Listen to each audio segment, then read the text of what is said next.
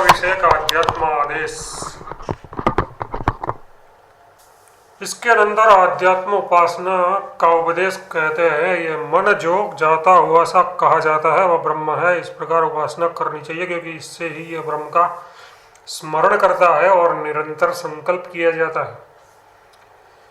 पदभाष्य इसके पश्चात अध्यात्म यथार्थ प्रत्यगात्म संबंधी आदेश कहा जाता है। ये जो मन जाता हुआ सा मालूम होता है सो वह मानो ब्रह्म को ही विषय करता है और साधक पुरुष इस मन से जो ब्रह्म का बारंबार उपस्मरण समीप से स्मरण करता है वह उसका अध्यात्म आदेश है।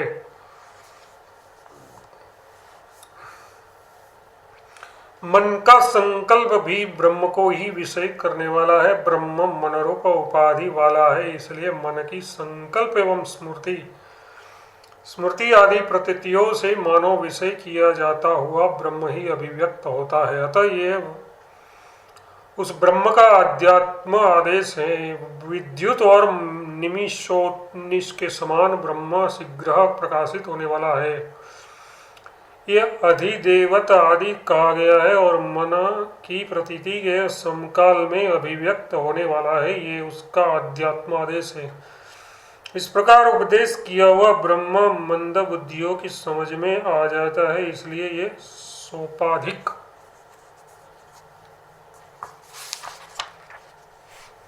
ब्रह्म का उपदेश है, क्योंकि मंदबुद्धि पुरुषों द्वारा निरापाधिक ब्रह्म का ही ज्ञान प्राप्त नहीं किया जा सकता। वाक्य भाषा। अब आगे अध्यात्म आत्म विषयक उपासना कही जाती है। इस प्रकार इस वाक्य में उच्चते ये क्रियापद से जो ये मन उपयुक्त लक्षणों वाले ब्रह्म के प्रति मानो जाता प्राप्त होता यथार्थ विषय करता है वह ब्रह्म है। इस प्रकार उपासना करनी चाहिए। मन वस्तुतः ब्रह्म को विषय नहीं करता, क्योंकि ब्रह्म तो मन का अविषय है, इसलिए वह उस तक नहीं पहुंच सकता। जैसा कि पहले कह चुके हैं कि जिससे मन मनन किया जाता है, अतः मन का भी मन होने के कारण गच्छति मतलब मानो जाता है, ऐसा कहा गया है। यथार्थ ब्रह्म का स्वरूपभूत होने के कारण मन उसके समीप रहता है, क्योंकि विद्वान इस मन से ही उस ब्रह्म का स्मरण करता है, इसलिए मन ब्रह्म के समीप मानो जाता है, ऐसा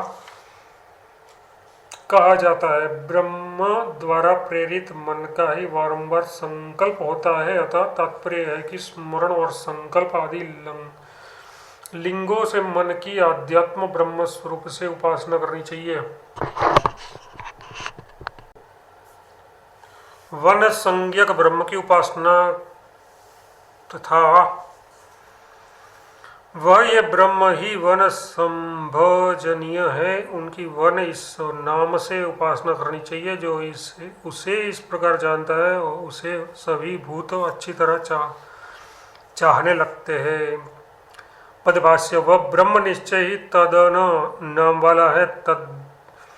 तस्य वनम तदनम इस प्रकार यहाँ षष्ठी तत्पुरुष समास है। यथार्थ ये उस प्राणी समूह का प्रत्यगात्म स्वरूप होने के कारण वन वननीय अर्थार्थ भजनीय है, इसलिए इसका नाम तदन है। क्योंकि ब्रह्म तदन